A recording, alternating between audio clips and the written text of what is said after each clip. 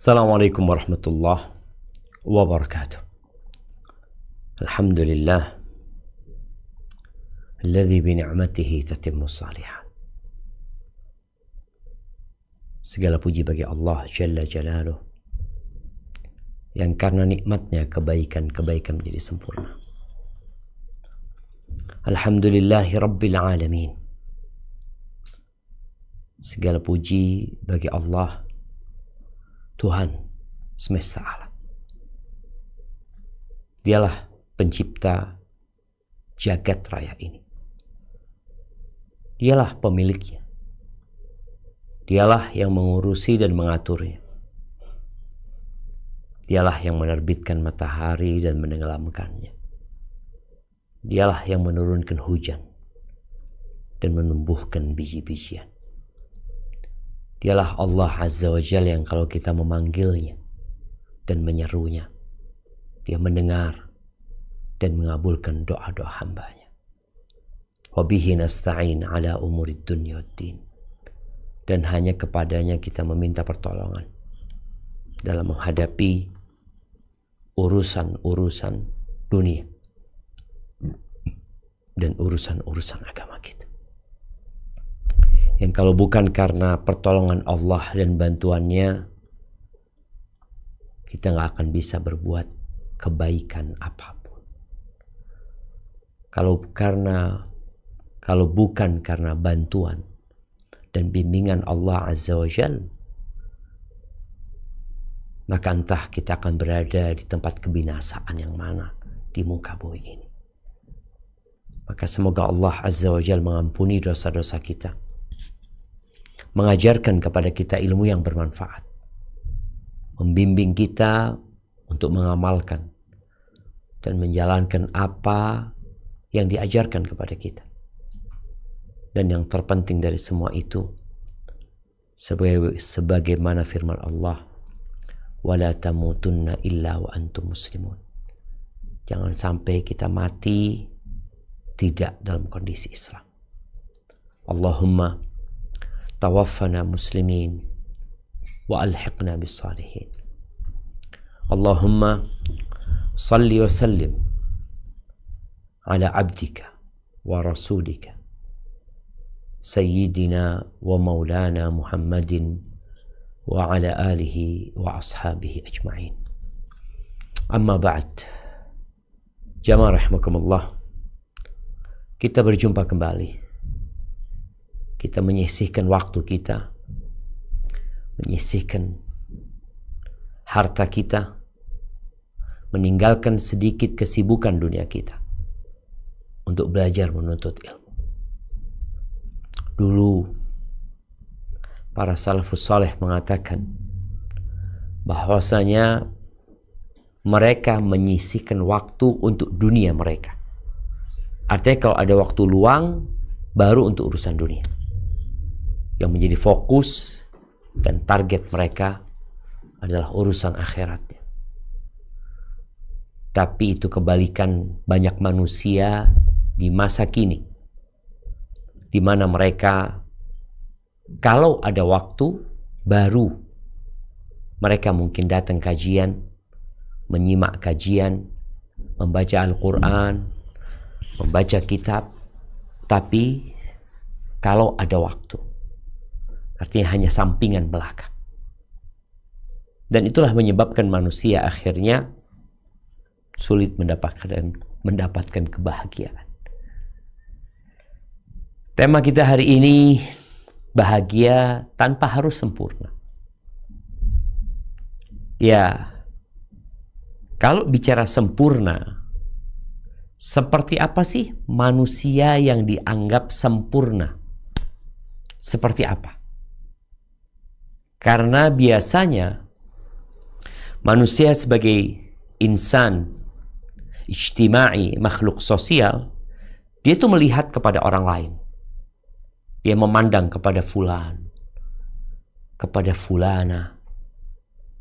Lalu dia berpikir bahwa seperti itulah orang yang bahagia.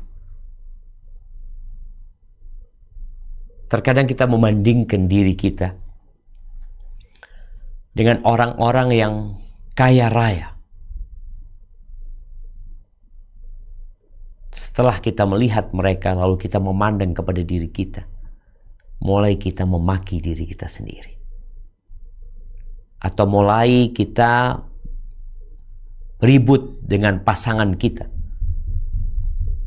karena merasa tidak seperti keluarga fulan. Bicara insan yang sempurna dalam pandangan banyak manusia, mungkin boleh jadi anda salah. Boleh jadi yang sempurna itu menurut mereka adalah yang kaya melintir, plus dia tampan, tinggi, bodinya bagus. Kalau dia perempuan cantik, menawan, kan sudah cantik, kaya lagi, populer, dia terkenal, dihormatin dan dihargai orang, disanjung dan dieluk-elukan, punya banyak skill, dia bisa 5 bahasa, 7 bahasa, dan dia bangsawan juga,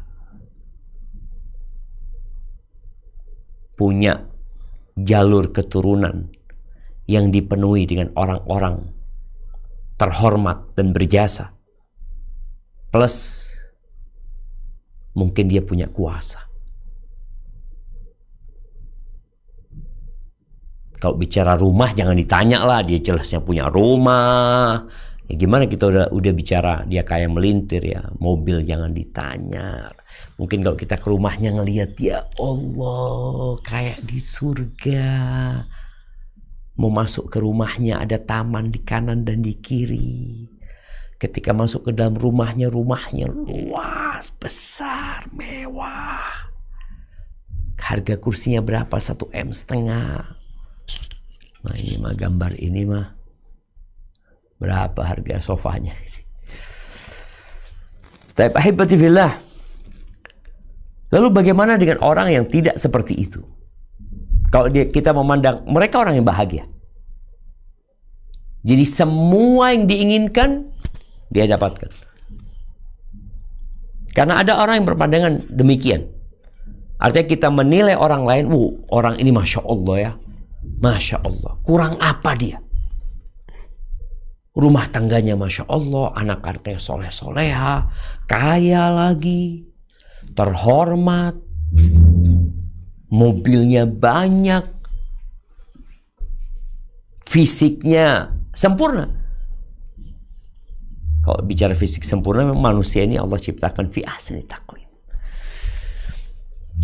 Ahibati fillah. Maka kita harus merenungkan tentang kehidupan ini, mempertanyakan kepada diri kita, kita ini apa? Kita ini apa? Apa kita ini?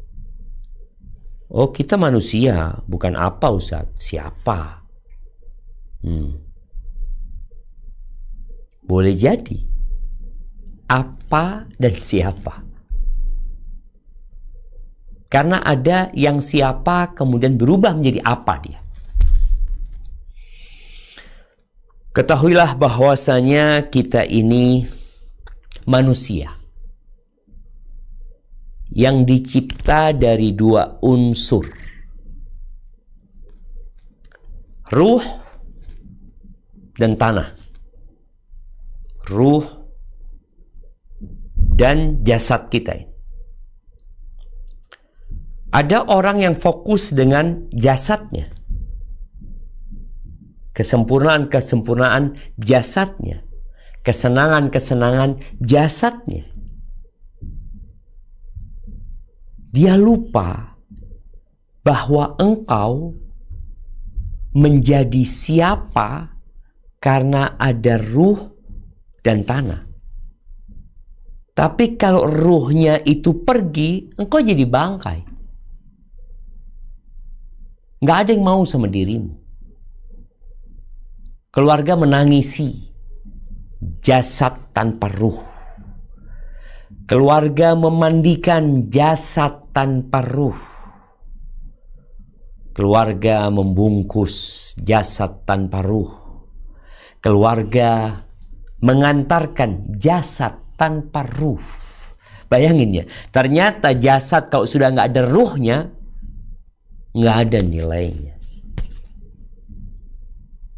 Engkau akan dikeluarkan dari segala kesempurnaan. Kemudian engkau akan hidup bersama dirimu sendiri, kembali menjadi tanah karena engkau dari tanah. Maka berapa banyak orang yang merasa bahagia jasadnya sehingga dia sibuk memoles tubuhnya, dia berolahraga, dia mengkonsumsi makanan-makanan yang menjadikan tubuhnya sehat walafiat, tapi dia lupa dengan ruhnya. Ahibati fillah, bicara harta, kita melihat ya lebih banyak yang miskin daripada yang kaya. Kalau kita lihat di Indonesia, ada orang kaya, ada orang menengah, ada orang miskin, ada yang di bawah garis kemiskinan. Kalau kita mau lihat orang yang kaya raya, di Jakarta tuh ada tuh pemukiman-pemukimannya. Itu pemukiman orang kaya melintir. 1 meter tanahnya harga 200 juta. 1 meter. Ini orang miskin. Rumahnya bersama isinya nggak sampai 150 juta. Nggak sampai 100 juta. Mungkin juga nggak sampai 50 juta. Kalau rumah dan isinya itu dijual, orang mau nawar 50 juta itu masih mikir-mikir. Ini sebagian pemukiman orang kaya. Padahal tanah sama dengan tanah. Tapi tanah di sana dihargain 1 meter 200 juta. Ahibati fillah, kenapa ya kok kayak gitu ya? Kenapa Allah tidak menyamakan mereka? Kenapa semuanya nggak dibikin kaya sama Allah Azza wa Jalla? Supaya mereka bisa beribadah, supaya mereka bisa bahagia mengabdi kepada Sang Pencipta. Ya, itu pandangan kita.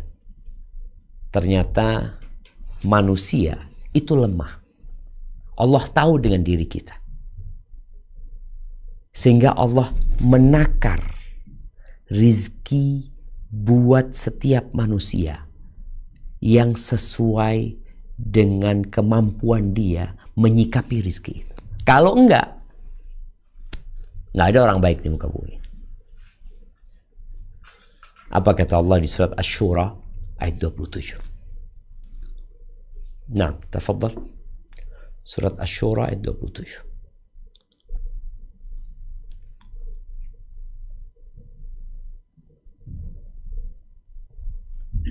A'udzu billahi minasyaitonir rajim.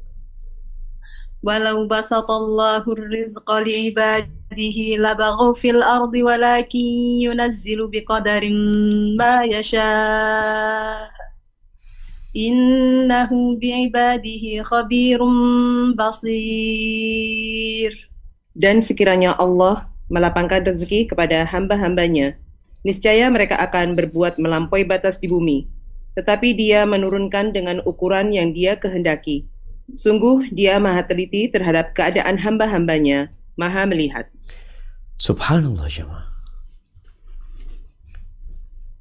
Itulah alasan atau hikmah kenapa kok nggak semuanya dibikin kaya. Ternyata kekayaan itu memiliki efek samping buruk. Bukan membuat orang bahagia, tapi mengantarkan manusia kepada penderitaan dan kesengsaraan. Syekh As-Sa'di ketika menafsirkan ayat ini, beliau menyebutkan sebuah athar. Inna min ibadi man la yuslihu imanahu illa al-ghina. Ada di antara hamba-hambaku yang imannya tidak akan benar kecuali kalau dikasih kaya. Ini kita bicara yang muslim, yang beriman. Ada orang-orang, Allah bikin kaya dia.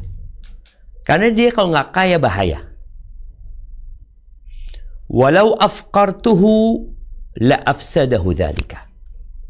Kalau aku membuatnya fakir, maka kefakiran akan merusak dia.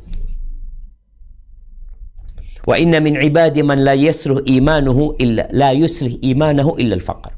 Tapi ada yang sebaliknya dari hamba-hambaku yang tidak akan benar kecuali kalau dia jadi fakir. Maka dia berusaha, berdoa, minta kekayaan, minta mobil yang bagus, minta ini, itu, macam-macam dia minta. Tapi Allah nggak kasih. Maka ayat tadi ditutup dengan innahu bi'ibadihi khabirun basir. Sesungguhnya dia, Allah Azza wa Jal, itu sangat mengetahui secara detail dan melihat hamba-hambanya ini. Tahu dengan apa yang jadi maslahat buat hamba. Jadi Allah bikin fakir.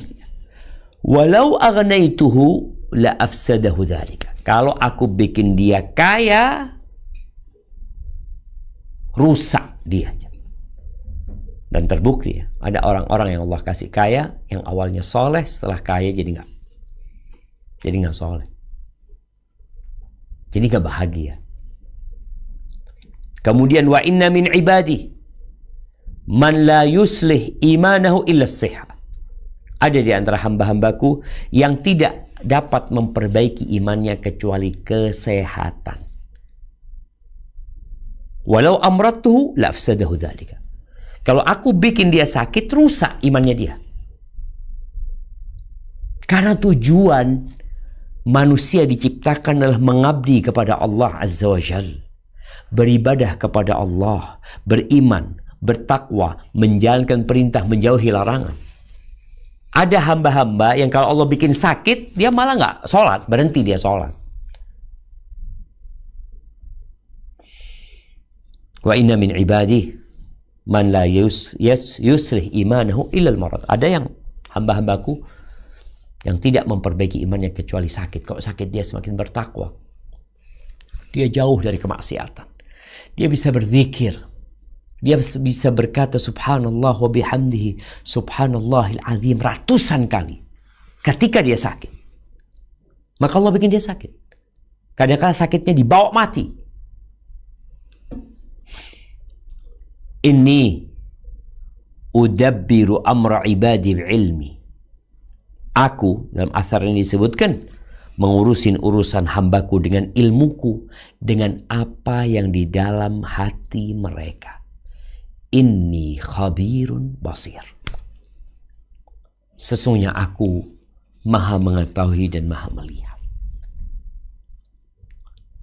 Dan subhanallah, Allah tidak menjadikan wadah kebahagiaan itu berangkas besi. Kalau wadah kebahagiaan itu berangkas besi, dari 8 miliar manusia, berapa orang sih yang punya berangkas besi? Nah, dan Allah tidak menjadikan kebahagiaan itu ada di rumah yang mewah. Rumah yang punya kolam renang. Kalau ada kebahagiaan itu kolam renang dan rumah yang mewah, berapa sih orang yang bahagia di muka bumi ini? Nggak banyak. Dan subhanallah, Allah menjadikan kebahagiaan itu wadahnya jantung. Jantung. Ya kita tahu, orang kalau sudah nggak punya jantung mati.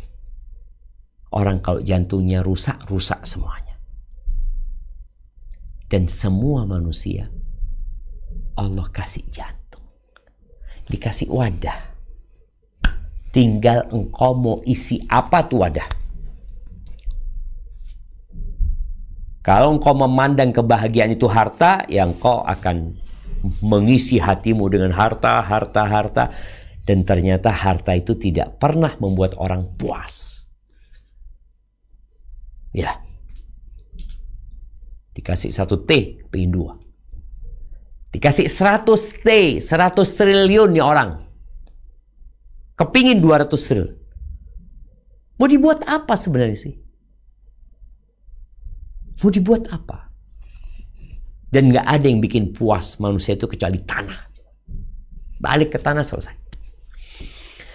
Ahibati fillah, di surat Az-Zukhruf ayat 32-36, Allah subhanahu wa ta'ala menceritakan tentang bagaimana pembagian ekonomi kehidupan manusia.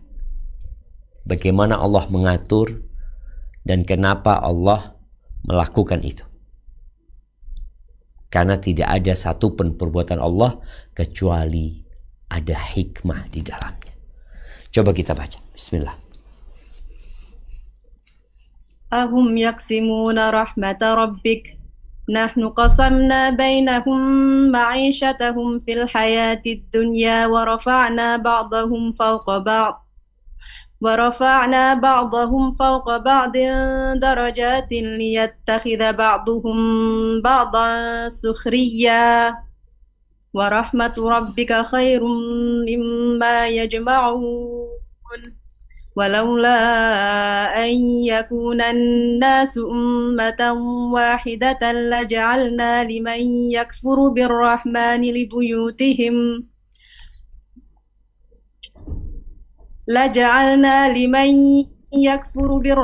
لبيوتهم سقفا من فضة ومعارج عليها يظهرون ولبيوتهم أبوابا وسررا عليها يتكئون وزخرفا فإن كل ذلك لما متاع الحياة الدنيا والآخرة عند ربك للمتقين ومن يعش عن ذكر الرحمن نقيض له شيطانا فهو له قرين.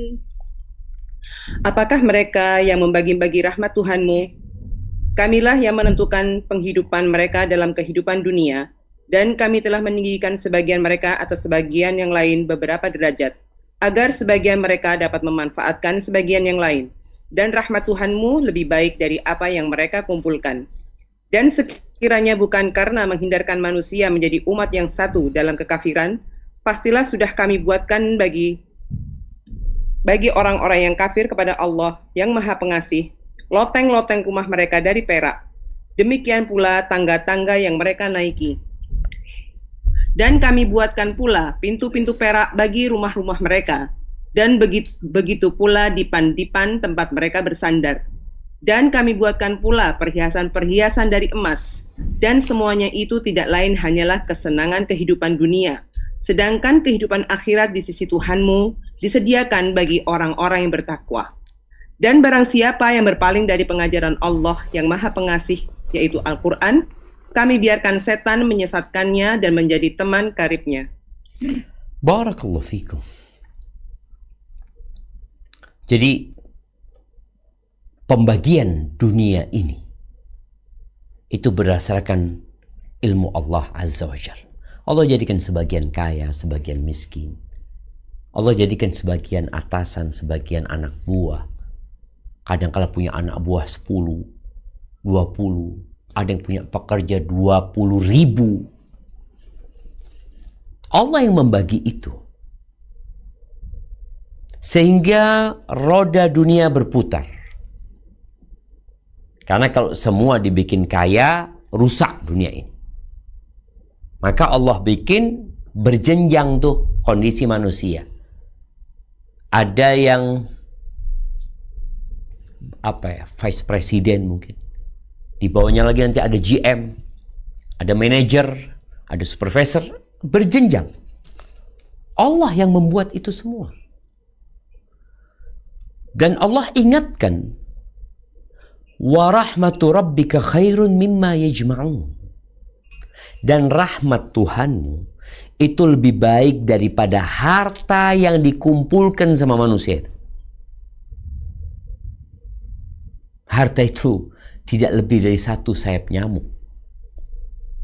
Tidak setara dengan satu sayap nyamuk. Dunia ini yang diperebutkan oleh manusia, kalau engkau ingin melihat hakikat dunia, ketika engkau buang kotoran, ketika engkau ke WC, kemudian engkau buang apa yang sudah engkau makan. Ketika engkau diundang makan di sebuah restoran bintang 5, engkau lihat ya, makan itu disuguhkan dengan begitu indahnya, enaknya ya. Itu dunia. Kau lihat. Habis itu jadi apa? Engkau buang di tempat yang tertutup. Dan ditulis di tempat itu, tolong disiram. Nggak ada yang ingin lihat tuh dunia tuh. Yang diperebutkan manusia. Kayak gitu tuh. Maka Allah mengatakan wa rahmatu rabbika khairun mimma yajma'un. Dan rahmat Tuhanmu lebih baik daripada apa yang dikumpulkan sama mereka. Lalu Allah menyebutkan, kalau bukan karena kasih sayang Allah kepada hambanya, Allah akan jadikan semua orang kafir kaya. Dan kaya melintir. Allah akan jadikan semua orang kafir. Sekarang di muka bumi ini ada 6 miliar orang kafir. Allah bisa jadikan mereka semua orang kaya. Orang kaya seperti apa? Allah sebutkan di sini. Rumahnya ada loteng yang terbuat dari perak. Tangganya dari perak. Mereka melihat rumahnya dengan balkon yang terbuat dari perak, ya.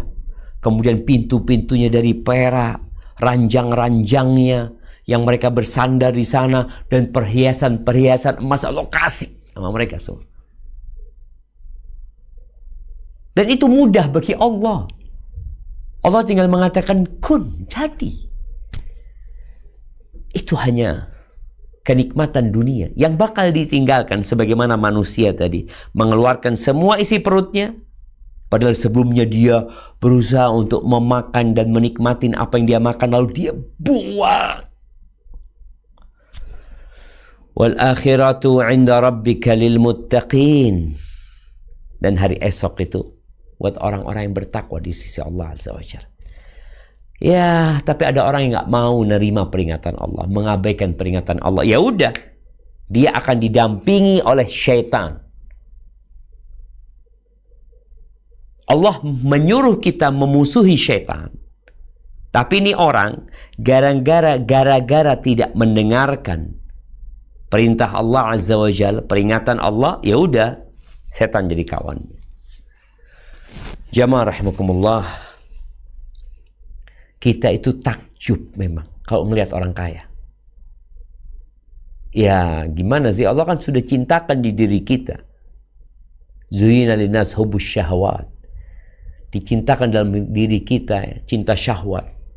Minan nisa wal banin, kita wanita-wanita ya. Anak-anak laki-laki. Maka orang yang nggak punya anak kan susah, gimana? Dan dia berpikir kalau nggak punya anak itu berarti nggak bisa bahagia. Kalau nggak punya istri berarti nggak bisa bahagia. Kalau nggak punya suami berarti nggak bisa bahagia. Mungkin seorang berpikir seperti itu.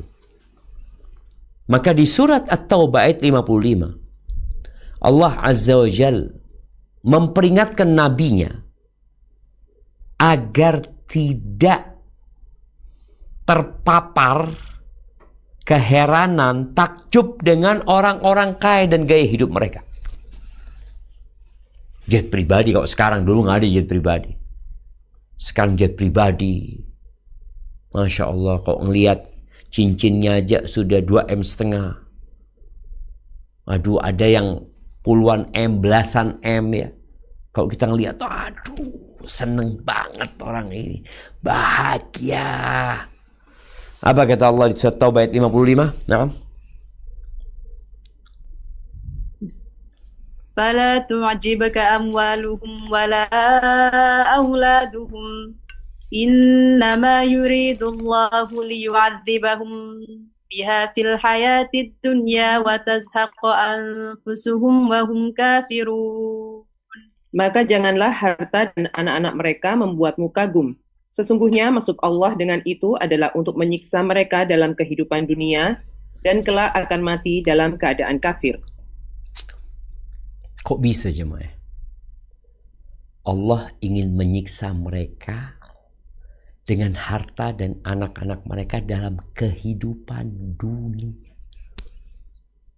Bukan akhirat nih. Akhirat lain lagi udah. Ternyata orang kaya yang sukses itu, kalau mereka nggak punya iman, mereka tidak bertakwa kepada Allah Azza wa Jalla, maka harta yang mereka miliki adalah azab. Cuma mereka nggak sadar. Seperti orang mabuk. Orang mabuk itu kemana-mana pikirannya. Dia nggak sadar kalau dia sedang sakit. Ini harta ternyata membuat mereka tidak bisa tidur nyaman. Umpamanya ya, orang punya uang 100 triliun. Cash.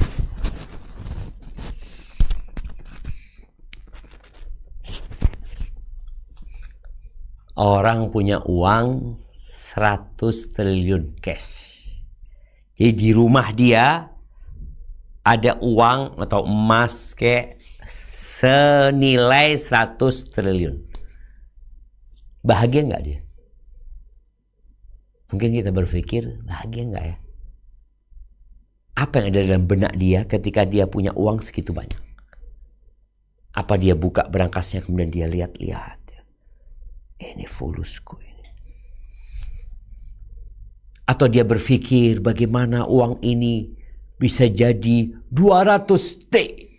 Mulai nih kita bicara azab. Ternyata itu tidak membuat tenang hatinya. Bahagia itu adalah kedamaian, ketentraman yang ada di dalam hati manusia. Terlepasnya dia dari berbagai faktor yang membuat orang menderita dan sengsara. Hati tapi. Ketenangan. Kedamaian. Hati. Jadi bukan bicara fisik. Maka Allah melarang orang-orang beriman ini untuk takjub. Karena kalau sudah mulai takjub, dijadikan orang itu role model. Percontohan. Oh, ini orang yang harus dicontoh. Makanya kadangkala kita itu membaca. Kadangkala kita membaca atau kita mendengar atau nonton tentang biografi orang-orang terkaya di dunia. Karena kita kagum. Hati kita tertarik untuk menjadi seperti mereka. Apa sih yang mereka lakukan? Sehingga punya uang 6.000 triliun. 6.000 triliun, bayangin apa? Kalau 1 tahun dia menghabiskan 1 triliun, dia punya 6.000 triliun ya. Kalau setahun dia habis 1 triliun, berarti dia bisa hidup 6.000 tahun. Kalau dia punya 1.000 triliun, 1.000 tahun, tapi nggak ada gitu loh. Dan Allah sudah menyebutkan Allah ingin mengadab mereka dengan harta mereka, dengan anak-anak mereka fil hayatid dunya. Dalam kehidupan dunia. Kadang-kadang kita melihat mereka adalah orang-orang yang tersenyum ketika di kamera. Enggak, jemaah. Tersiksa hidup. Karena Nabi SAW menyebutkan man kanatid dunya hammahu. Barang siapa yang dunia menjadi ambisinya, maka Allah jadikan kefakiran di antara kedua matanya. Itu azab. Banyak harta tapi takut miskin. Yang miskin kepingin kaya, nggak kaya-kaya. Yang ini yang kaya tapi miskin terus yang dalam benak dia. Nanti gimana kalau terjadi seperti ini? Bagaimana kalau bangkrut? Bagaimana kalau uangnya habis? Bagaimana? Dan semua pertanyaan itu adalah bentuk penyiksaan untuk jiwa. Maka jangan takjub. Allah ingin mengadab mereka dalam kehidupan dunia, lalu Allah bikin mereka mati dalam kondisi kafir. Haibati fillah, tapi kita di manusia ini tetap ya digoda dengan harta. Sehingga kalau bicara bahagia itu ya harta lah menurut kebanyakan orang. Di surat Al-Qasas ketika Allah menceritakan tentang Qarun, coba kita baca di ayat 79. Ayat 79 dulu. فخرج على قومه في زينته قال الذين يريدون الحياة الدنيا يا ليت لنا مثل ما أوتي قارون إنه لذو حظ عظيم. Maka keluarlah dia, Qarun, kepada kaumnya dengan kemegahannya. Orang-orang yang menginginkan kehidupan dunia berkata, mudah-mudahan kita mempunyai harta kekayaan seperti apa yang telah diberikan kepada Qarun. Sesungguhnya dia benar-benar mempunyai keberuntungan yang besar. Itu yang terjadi sama kita. Kita ingin. Lagi di lampu merah, tahu-tahu ada Lamborghini yang parkir. Kita akan melihat, Allah, senengnya orang ini. Ketika ngelihat mobilnya, ya. Kemudian tahu-tahu keluar dari mobil itu, dia dengan pasangannya yang cantik, dengan perawakannya yang tinggi. Kita akan berpikir, ya Allah, kapan anak punya kayak gitu? Disambut dengan karpet merah. Semua orang hormat kepada dia. Bodyguard di kanan kirinya. Ketika dia memerintah, semuanya berupaya untuk melaksanakan perintahnya. Ketika dia ingin sesuatu, keinginannya langsung dipenuhi. Apalagi mereka ngelihat Qarun, waduh, yang memiliki kereta kencana yang terbuat dari emas keretanya. Kuda-kudanya dipakein baju dari emas. 300 dayang-dayangnya ada di hadapannya. Kunci-kunci gudangnya dipikul. Maka yang melihat Qarun pada waktu itu, mereka ingin seperti Qarun. Dan mereka mengatakan, innahu ladzu hadzin azim. Dia adalah orang yang punya keberuntungan yang besar sekali. Seneng uripe wong iki. Mungkin gitu katanya. Taib. Itu pandangan orang-orang yang ambisinya dunia. Bagaimana dengan pandangan orang-orang yang mengetahui hakikat kehidupan dunia? Yang seharusnya bicara bersaing, apa sih yang engkau mau bersaing sama saudara-saudaramu? Semua akan ditinggalkan.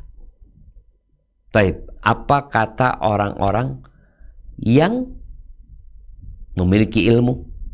Nah, tafadhal. Ayatan fakat Ustaz? Iya, ayat 80 ya. وَقَالَ الَّذِينَ أُوتُوا الْعِلْمَ وَيْلَكُمْ ثَوَابُ اللَّهِ خَيْرٌ لِمَنْ آمَنَ وَعَمِلَ صَالِحًا وَلَا يُلَقَّاهَا إِلَّا الصَّابِرُونَ. Tetapi orang-orang yang dianugerahi ilmu berkata, celakalah kamu. Ketahuilah pahala Allah lebih baik bagi orang-orang yang beriman dan mengerjakan kebajikan. Dan pahala yang besar itu hanya diperoleh oleh orang-orang yang sabar. Allahu Akbar. Ini beda pandangan. Yang punya ilmu tentang hakikat kehidupan, dia tidak akan menyatakan Qarun itu beruntung sekali. Dia juga tidak akan kagum dan heran. Kenapa?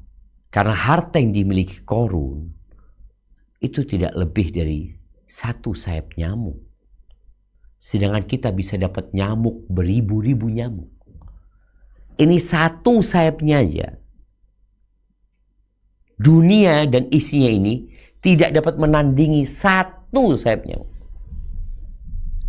Maka mereka mengatakan, thawabullahi khairun liman aman wa amila salih. Pahala dari Allah itulah yang lebih baik buat siapa beriman dan beramal soleh. Dan gak dikasih itu kecuali orang-orang sabar ya. Sabar. Sabar menahan diri dari keinginan-keinginan yang terlarang. Sabar menahan lisan kita dari mengucapkan ucapan-ucapan yang terlarang. Sabar menahan fisik kita dari terjebak bersama orang-orang yang ambisinya duniawi. Karena ketika ambisinya duniawi, tadi yang disebutkan, kefakiran ada di kedua matanya, urusannya diruwetkan sama Allah, dan dunia tidak datang kecuali yang sudah ditakar buat dia. Baik. Ada 3 manusia dalam cerita ini. Yang pertama Qarun bersama kemewahannya, bersama hartanya. Yang kedua adalah orang-orang yang ambisi dunia. Yang ketiga adalah orang-orang yang ambisinya akhirat, yang berilmu dan dia tahu dengan hakikat kehidupan dunia. Taib. Kejadian pertama adalah kejadian bersama Qarun. Apa yang terjadi sama Qarun? Coba kita baca.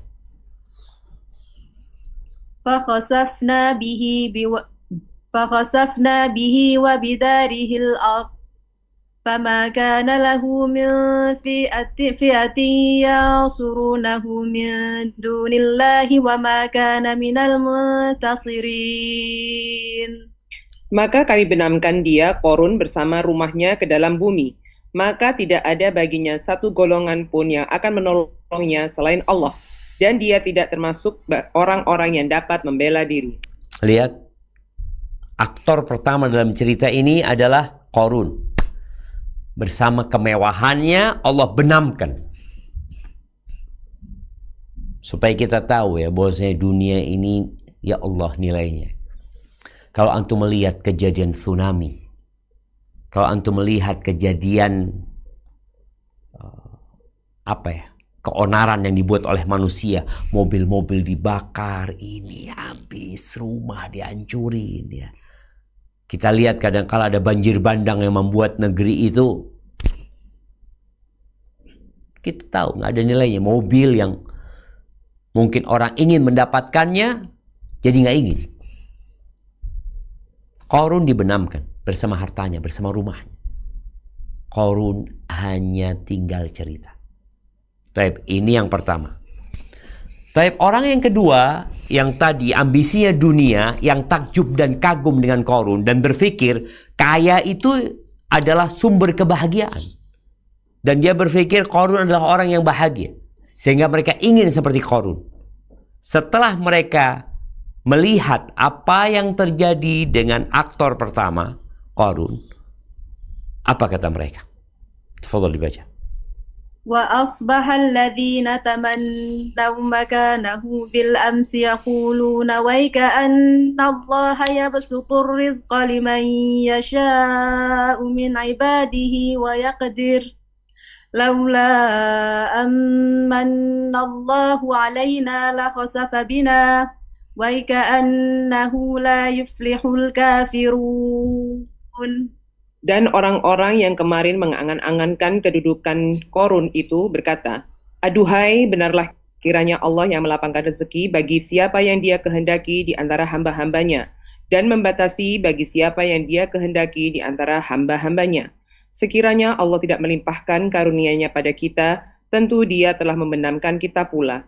Aduhai, benarlah kiranya tidak akan beruntung orang-orang yang mengingkari nikmat Allah. Allahu Akbar. Nggak jadi mereka. Mereka merasa ternyata miskin itu nikmat. Coba mereka dikasih seperti Qarun, mereka akan dibenamkan juga seperti Qarun. Maka mereka sadar bahwasanya kondisi aku ini adalah kondisi yang paling baik. Sehingga dia bersyukur kepada Allah.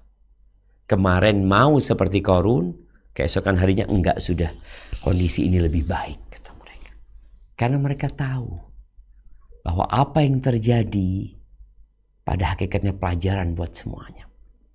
Ahibati fillah, Rasulullah sallallahu alaihi wasallam mengatakan, "Laisal ghina an kathratil arab, walakinnal ghina ghinan nafs."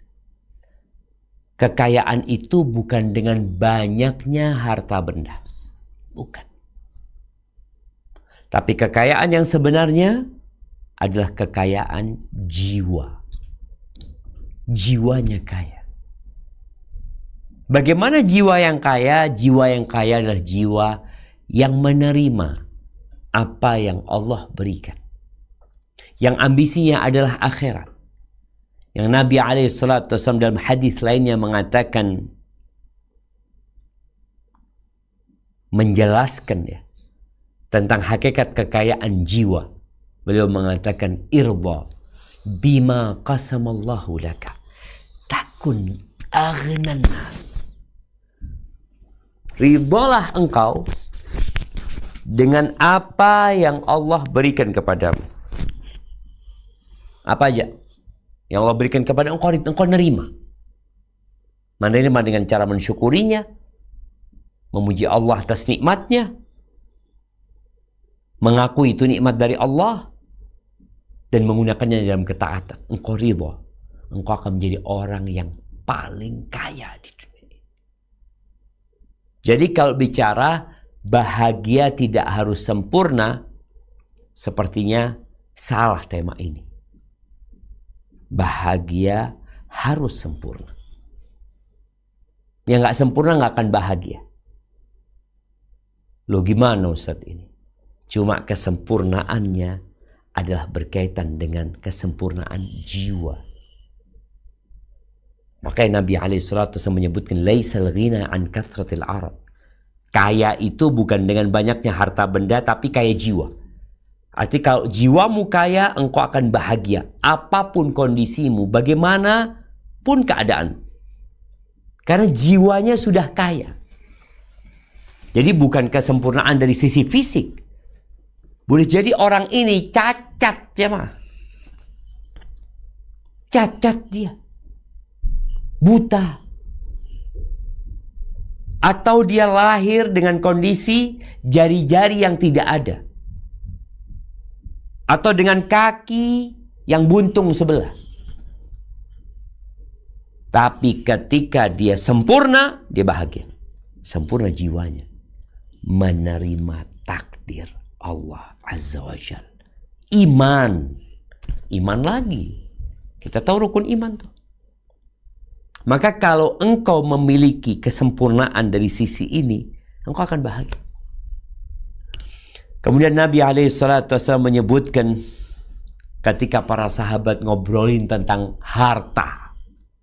Barusan kita bicara kekayaan yang sebenarnya adalah kekayaan jiwa. Oke, sekarang sahabat ngomongin tentang harta, tentang fulus. Karena bagaimanapun telah dicintakan kepada manusia syahwat kepada wanita, kepada anak-anak, kepada harta.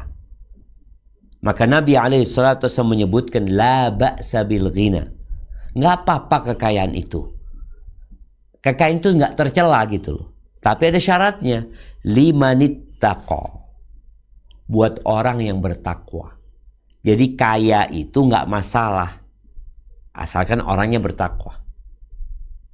Taib, senang nih sahabat. Tapi kita tahu nggak semua orang kaya. Dari sisi harta benda. Lalu beliau alaihissalatu mengatakan, walakinna sihhata khairun minal ghina liman ittaqa. Akan tetapi kesehatan itu lebih baik daripada kekayaan buat orang yang bertakwa. Ingat, kesehatan itu lebih baik daripada harta. Kalau kita banding, ini kata Nabi SAW ya.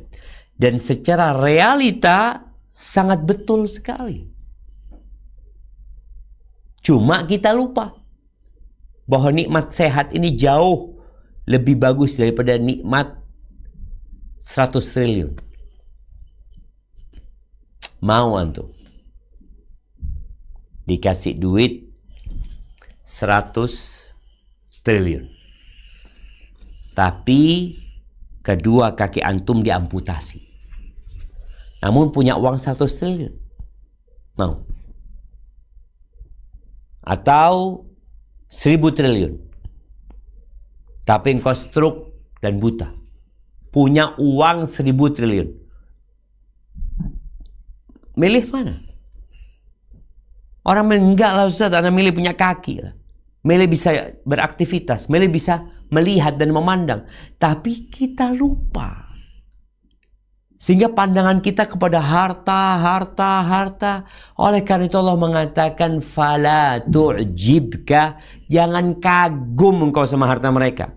Engkau punya nikmat yang jauh lebih besar sebenarnya. Sehat itu lebih baik daripada harta. Manusia nih, ketika masih muda, dia menggunakan kesehatannya untuk mencari harta. Sampai akhirnya dia sukses momennya. Dia sukses umur 50 tahun, punya semuanya. Sempurna dari sisi dunia. Tapi ternyata dia sekarang mencari kesehatan dengan hartanya. Berobat sana, berobat sini. Dia tahu ternyata kesehatan lebih mahal daripada harta. Buktinya dia gunakan harta untuk mencari kesehatan. Operasi nggak apa-apa. Ke Singapura, harus ke Australia. Ini harus seperti ini, kadang dilakoni demi sehat. Dan Nabi SAW menyebutkan bahwa orang yang jiwanya baik itu termasuk sebuah kebahagiaan. Orang merasa tenang ya. Di hadis yang lainnya Nabi SAW menyebutkan yang dibutuhkan manusia dalam kehidupan ini, man kana aminan fi sirbihi, yang merasa aman di tempat tinggalnya, mu'afan fi jasadihi, badannya sehat, indahu qutu yaumihi, dia punya yang dia makan hari itu.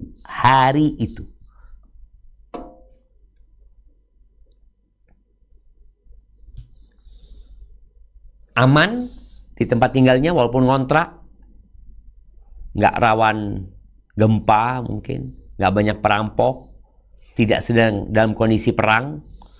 Yang kedua, sehat badannya. Yang ketiga, punya yang dia makan hari itu. Yang dimakan hari itu saja. Bukan orang yang punya uang untuk makan 1 bulan. Bukan orang yang sudah nyimpan beras ya. Dia punya beras, dia punya telur, dia punya lauk. Enggak, ini orang hanya memiliki dari sisi harta. Dia hanya punya yang dia makan hari itu saja. Itu ka'annama hizat lahud dunya bihadafirya. Seakan-akan dunia dan isinya dihantarkan kepada dia. Bayangin jemaah. Ternyata bahagia itu nggak harus tadi. Nggak harus punya semuanya. Tapi harus punya semuanya. Dengan hatinya. Dengan jiwanya. Dia menerima takdir Allah SWT. Pernah suatu hari nih ya, beberapa ulama mereka bermain di Sungai Jordan. Di Syam sana. Sungai Jordan, nih orang-orang pada duduk di sana, kemudian mencelup kakinya di sungai mungkin ya Maya. Gak punya fulus mereka, orang-orang miskin. Apa kata mereka? Law ya'lamul muluk wa abna'ul muluk ma nahnu fihi minas sa'adah lajaladuna 'alaiha bisuyuf. Andai kata para raja dan anak-anak raja mengetahui kebahagiaan yang kita rasakan nih, niscaya mereka akan memerangi kita dengan pedang demi mendapatkan kebahagiaan. Nggak punya apa-apa tapi bisa bahagia. Kenapa? Karena hatinya menerima. Ahibati fillah, memang ada faktor eksternal yang menjadi pendukung kebahagiaan. Tadi kita sudah sebutkan beberapa darinya ya. Seperti dalam hadis yang diriwayatkan Ibnu Hibban, Rasulullah sallallahu alaihi wasallam bersabda, arba'un minas sa'adah. Ada 4 perkara pendukung kebahagiaan. Pendukung, dia bukan inti, tapi dia mendukung. Yang pertama apa? Al-mar'atus salihah, pasangan yang soleh. Kalau buat istri suami, kalau buat suami adalah istri. Yang kedua, wal maskanul wasi', tempat tinggal yang luas. Nggak harus mewah, tapi luas. Makanya kalau kita lihat konsep rumah orang-orang dulu itu luas-luas. Konsep orang sekarang minimalis. Tapi bagaimana minimalis jadi luas? Dengan meluaskan hatinya jadi luas sebenarnya. Yang ketiga, wal jarus saleh, tetangga yang baik. Itu faktor kebahagiaan.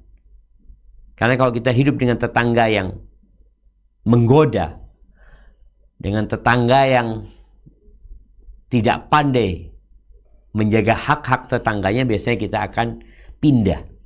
Kalau nggak pindah, kita akan menderita hidup di sana. Yang keempat, wal markabul hani, kendaraan yang nyaman, nggak harus mahal. Itu menjadi faktor pendukung kebahagiaan. Wa arba'un minas syaqa, dan kata Nabi SAW, ada 4 perkara yang menjadi standar kesengsaraan atau faktor pendukung kesengsaraan seseorang. Yang pertama, al-mar'atus su', pasangan atau istri yang buruk. Buruk karakternya, kelakuannya. Wal jarusu, tetangganya juga buruk. Wal markabusu, kendaraannya nggak enak. Yang keempat, wal maskanu dhayyiq, dan tempat tinggal yang sempit. Ini menjadi faktor pendukung kesengsaraan. Tapi intinya sebenarnya di hati kita. Kalau kita menerima dengan kondisi yang ada, maka kita bahagia. Dan ahibati fillah, di antara yang membuat orang berantakan hidupnya dan tidak merasakan kebahagiaan, tadi sudah disebutkan ambisi dunia. Itu hanya akan mengantarkanmu kepada kesengsaraan. Yang kedua adalah dosa. Karena dosa ini meninggalkan noktah hitam di dalam hati, di dalam wadah kebahagiaan itu. Jadi kalau wadahnya kotor, umpamanya kalau gelasnya kotor dengan dosa-dosa, kalau mau diisi kebahagiaan, dia nggak bakal bahagia. Karena tempatnya kotor. Kalaupun ada kebahagiaan yang bercampur dengan kotoran. Yang terakhir, di surat An-Nahl ayat 97. Surat An-Nahl ayat 97. Allah Azza wa Jal telah membuat sebuah janji yang takkan dipungkiri. Apa janjinya? Silahkan dibaca. Nah, An-Nahl ayat 97.